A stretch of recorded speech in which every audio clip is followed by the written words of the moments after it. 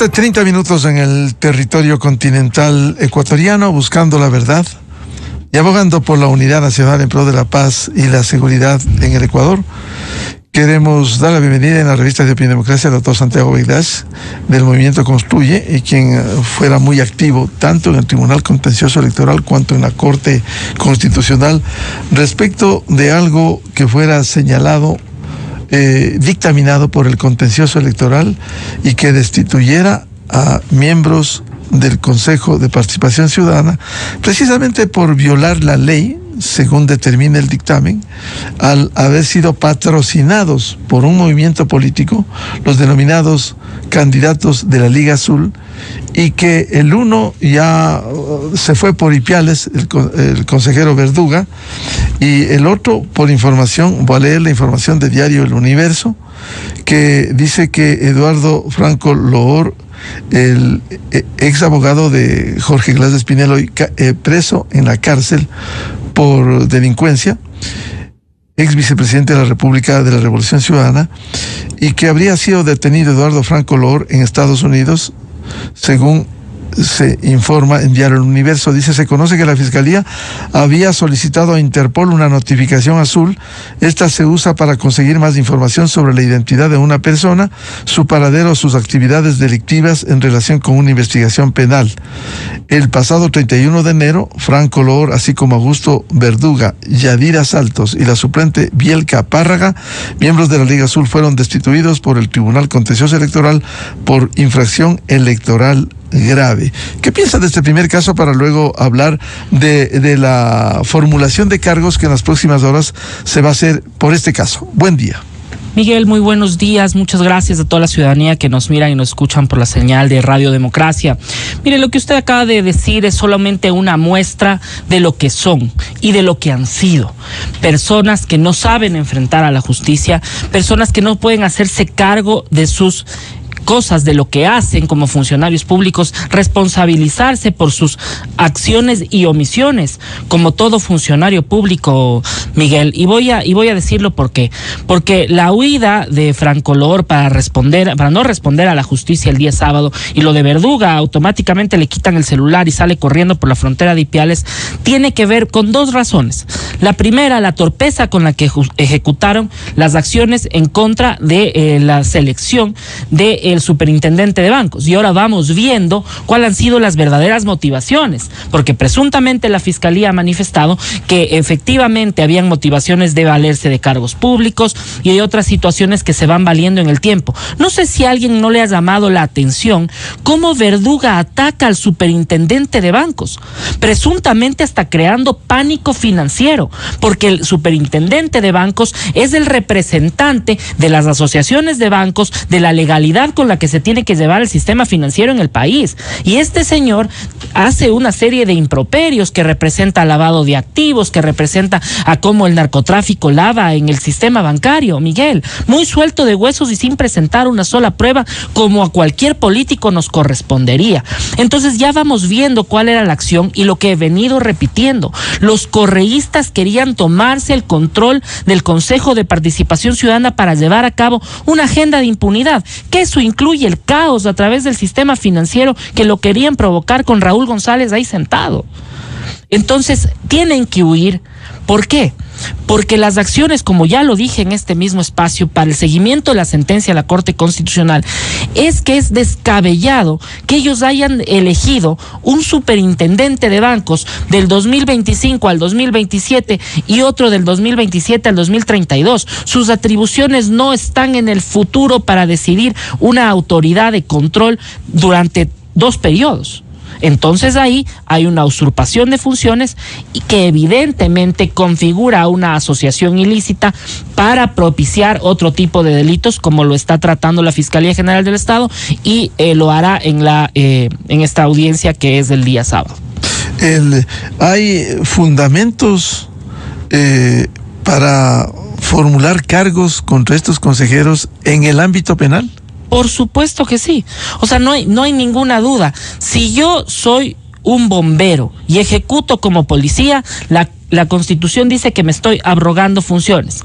Y así de sencillo tiene que haber un castigo ante lo penal. Lo dije aquí mismo, tenía que haber alguien que presente una denuncia de tipo penal. Ya tienen 3 denuncias presentadas, porque fueron evidentes, fueron obvias, que estiraron el derecho en una resolución que cualquier entendedor, no necesariamente abogado, podía leer y darse cuenta que la Corte Constitucional decía que la sentencia era la otorgación de los derechos del señor González en sí misma. Y luego de 2 días de que ellos, incluso Andrés Fantoni, en esa sesión les advierte, miren que viene una aclaración. Y ellos igual votan, igual incumplen la sentencia, y en la aclaración se dan cuenta que han estado mal y reculan y tratan de enmendar, pero ya está hecho. Si yo robo y devuelvo, igual ya robé, tengo que ser juzgado. Y eso es lo que pasa con estos consejeros que hoy no quieren enfrentar a la justicia, porque evidentemente se ven perdidos por las torpezas que realizaron como funcionarios públicos. ¿Qué delito han cometido ellos y cuál pudiera ser, de llegarse en el debido proceso con derecho a la defensa, a comprobarse el delito? Mire, la Fiscalía está investigando una presunta asociación ilícita que puede desencadenar otro tipo de delitos. Por ejemplo, puede desencadenar el delito de usurpación de funciones, también abrogación de funciones, que es básicamente lo mismo, también incumplimiento de autoridad competente, porque ellos incumplieron tácitamente la sentencia de la Corte Constitucional. Y aquí voy a hacer un paréntesis, Miguel. La Corte hasta ahora no entrega el seguimiento a la sentencia. ¿Qué está pasando? Ese seguimiento de la sentencia, lo que responda a la Corte Constitucional, incluso va a desentrampar mucho más el tema penal. Porque va a decir, bueno, señores, ustedes se equivocaron en A, B y C, en todo lo que hicieron, incumpliendo esta sentencia, y se puede desencadenar con eso más elementos para el tema de la Fiscalía, para que puedan defender el proceso en lo penal. A propósito de lo que usted señala, doctor Santiago Beiras, ¿cómo entender que la Corte Constitucional, su presidente, Ali Lozada, él dispuso, les dio 24 horas? Recuerdo en ese lunes hasta las 23:59 para que entreguen la información. Entregaron la información y resulta que ya se olvidaron en la Corte Constitucional. Así parece, entregaron la información. Espero que estén haciendo un análisis sesudo y que no sea alguna operación política. ¿Pero no era un hecho prioritario? Yo creo que sí. Y peor aún ahora que se han abierto indagaciones previas al respecto. O sea, la Corte sí juega un papel de desentrampar un poco sobre lo administrativo, lo que cometieron, y ya le corresponde a la Fiscalía y analizar si es que hay elementos de convicción para seguir el proceso penal. Y también recordar otra cosa, pues, mientras esto sucede, tenemos a una de las vinculadas, Nicole Bonifaz, que sigue sentada en el Consejo de Participación Ciudadana. Fueron destituidos el resto, por tanto, Nicole Bonifaz sigue en el Consejo de Participación y la Corte Constitucional no dice nada todavía. Así es. Entonces, yo creo que estos procesos deben ser prioritarios para el país en este momento, más cuando también está pasando otra cosa. Dentro del proceso de la Corte Constitucional se tiene que valorar qué pasó con la posesión de Roberto Romero y por qué la Asamblea se guardó bajo el cajón más de un mes la posesión de Roberto Romero. Porque recordará usted que también la señora Esther Cuesta, como presidenta encargada, manda muy comedidamente un oficio a recordarles al Consejo de Participación Ciudadana que cumpla la sentencia y que ella qué hace respecto a la sentencia. Ella tenía que posesionar al que le ordenó el Consejo de Participación Ciudadana la designación, que era Roberto Romero. Y se guardaron en el cajón, y también tuvo participación la señora Cuesta de la Revolución Ciudadana, tuvo también participación en el proceso, y eso está expresado en el pedido de seguimiento de sentencia que presenté en la Corte Constitucional. Entonces, esto también se tiene que valorar. Y ahora también hay otro problema, que la Asamblea no posesiona a los nuevos consejeros de Participación Ciudadana y todos los concursos están detenidos y los procesos en el Consejo de Participación Ciudadana no avanzan. ¿Por qué? Porque no les conviene, porque están esperando a ver qué pasa en las elecciones. El país no puede vivir detenido por las elecciones, discúlpenme, Miguel, y ciudadanía en general. El país ya necesita tener autoridades nominadas, autoridades que no estén prorrogadas en funciones, y estamos en estos vilipendeos de jalarse cuál tiene más poder en el país, y no funciona así, porque se supone que el Consejo de Participación Ciudadana debía ser netamente ciudadano.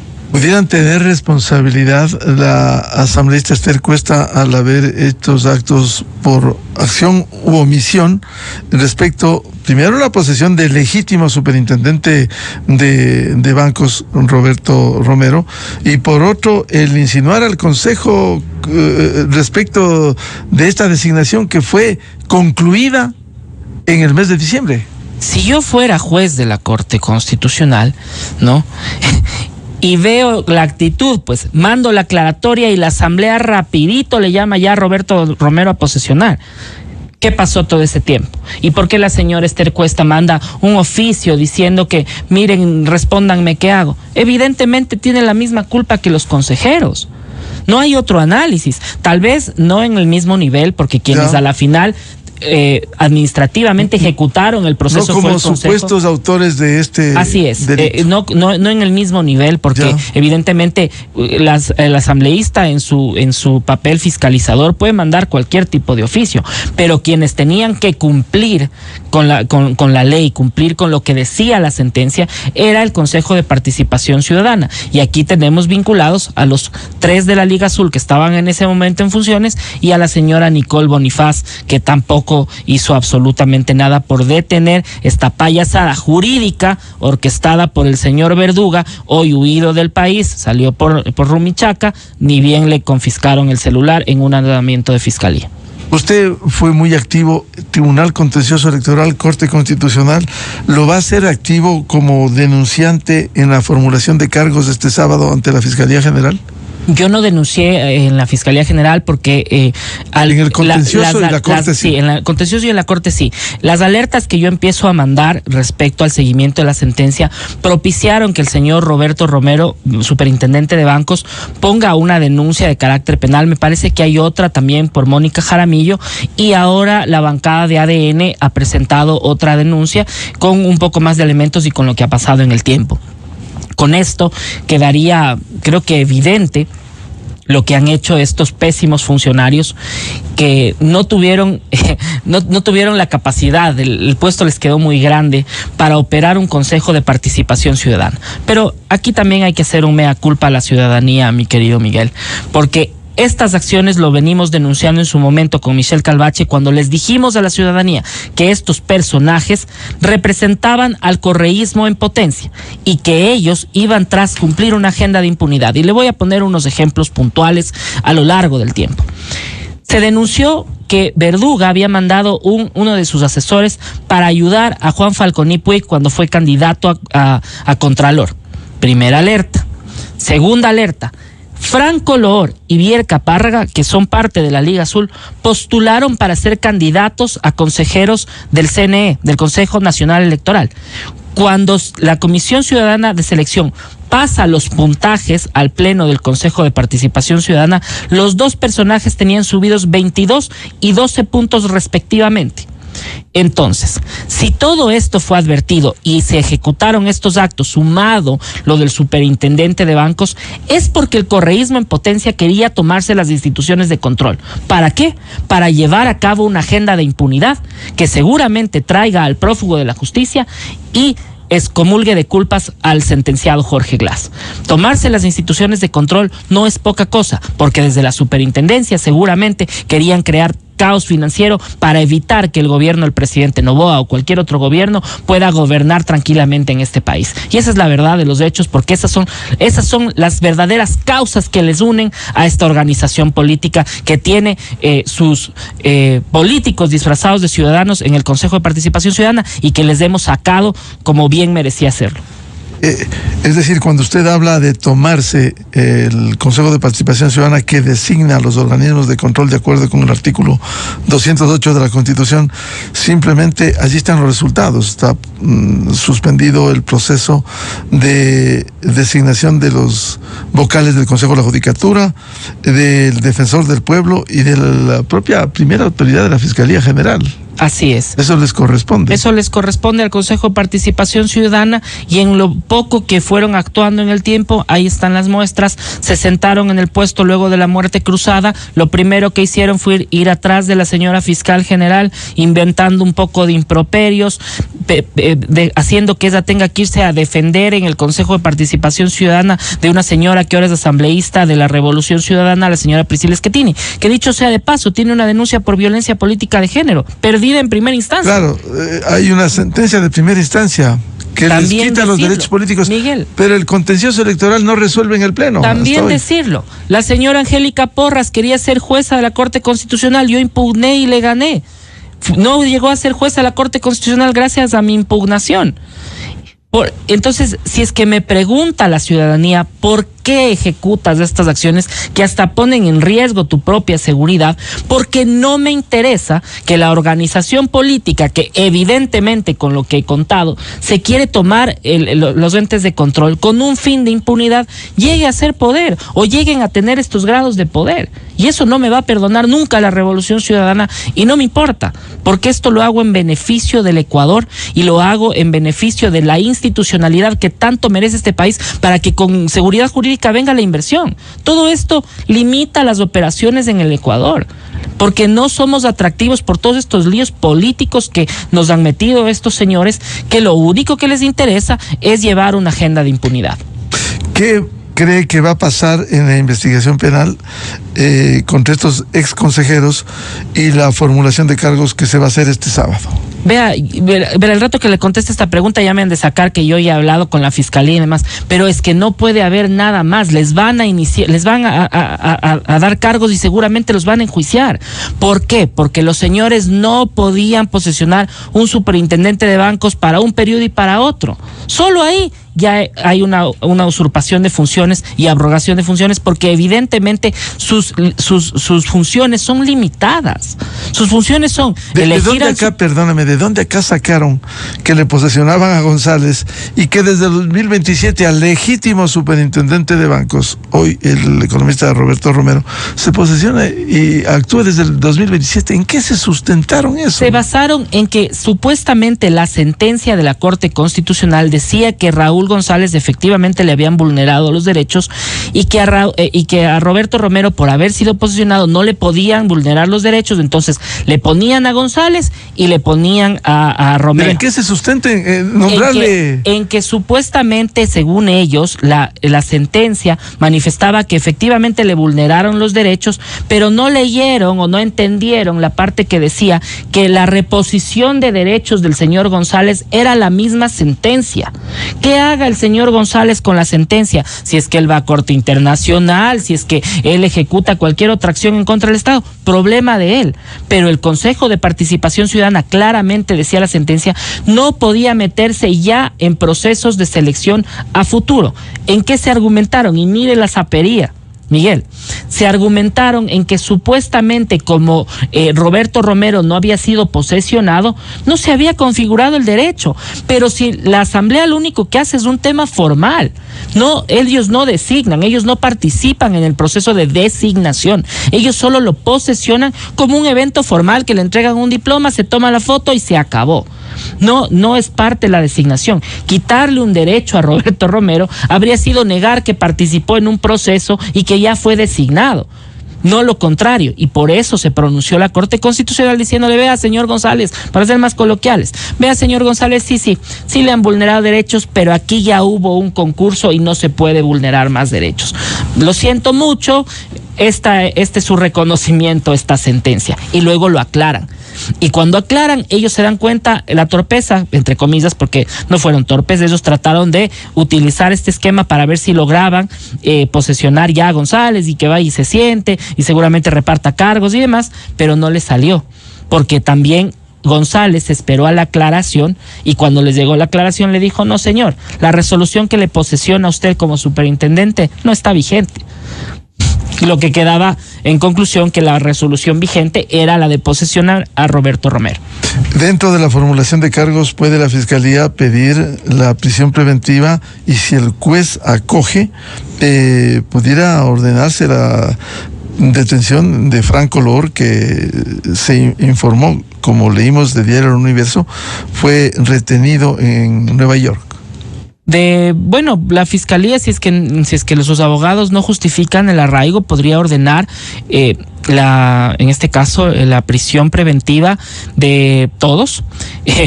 Mire, le voy a decir algo como abogado. Verduga. Si yo fuera abogado y le regresan a Franco Lor y él se presenta en la audiencia, si ya tuvo ese gesto de quererse ir, ¿usted cree que yo no voy a pedirle prisión preventiva? O sea, y el señor es abogado, fue abogado, notable abogado de Jorge Glass, y hace este tipo de cosas. O sea, ya está. Sorprende la ignorancia supina con la que actúan. O sea, si yo soy abogado del señor, le digo, mira, tienes una audiencia de formulación de cargos, si no te has ido todavía, no te vayas ahorita. Preséntate, o por lo menos manda a una procuración judicial con un abogado. Pero el señor se fue, le van a traer en un avión seguramente cancelada la visa porque le están no sé por qué razones le están regresando. Si es que esto fue así, seguramente ya lo conoceremos en pocas horas. Lo están regresando y ahí demostraría pues el ánimo del señor de fugarse. Entonces, ¿cómo justificas un arraigo? ¿Cómo lo hizo Verduga? Verduga al segundo día que le quitaron el celular salió corriendo, ¿no? Entonces, ¿qué habrá en ese celular? Yo me remito a lo que es obvio. Va a ver en ese celular cómo operaban con la Revolución Ciudadana, y lo digo yo porque supongo y porque eso dice la sentencia del Tribunal Contencioso Electoral. Ellos hicieron campaña con la Revolución Ciudadana ilegalmente y evidentemente deben tener algún tipo de relación, pues estas cosas no son gratis en este país. No es coincidencia. En esta indagación previa se podrá conocer lo que al desmaterializar el contenido del celular de Verduga. No lo sé, supondría que sí. No sé si es parte de este proceso, yo creo que sí. Creo que la fiscalía iba a encontrar más elementos y por eso lo están haciendo por asociación ilícita. La asociación ilícita puede llevar a otros delitos como tal, porque se asocia para delinquir, en este caso así lo dice la norma, y de ahí sale algún otro delito. ¿Cuál fue el delito para el que ellos estaban asociados? Usurpación de funciones, puede ser un tema igual de otro tipo de cargos, ¿no? Se ha dicho que también presuntamente se han estado hablando sobre cargos públicos. Veamos qué va pasando. Yo estoy muy apenado, Miguel, porque el país no puede seguirse ensuciando en estas situaciones que nos ponen en aprietos y nos hacen ver como un país que no tiene seguridad jurídica, que tenemos un Consejo de Participación Ciudadana que debe designar autoridades de manera transparente y evidentemente no lo hace porque sus vocales tienen un nexo con las organizaciones políticas cuando la ley dice que no lo tengan. Por un lado y por otro, ¿por qué no resuelve la Asamblea Nacional, está en mora, la designación de los vocales suplentes del Consejo de Participación? ¿También cálculo político electoral? Evidentemente.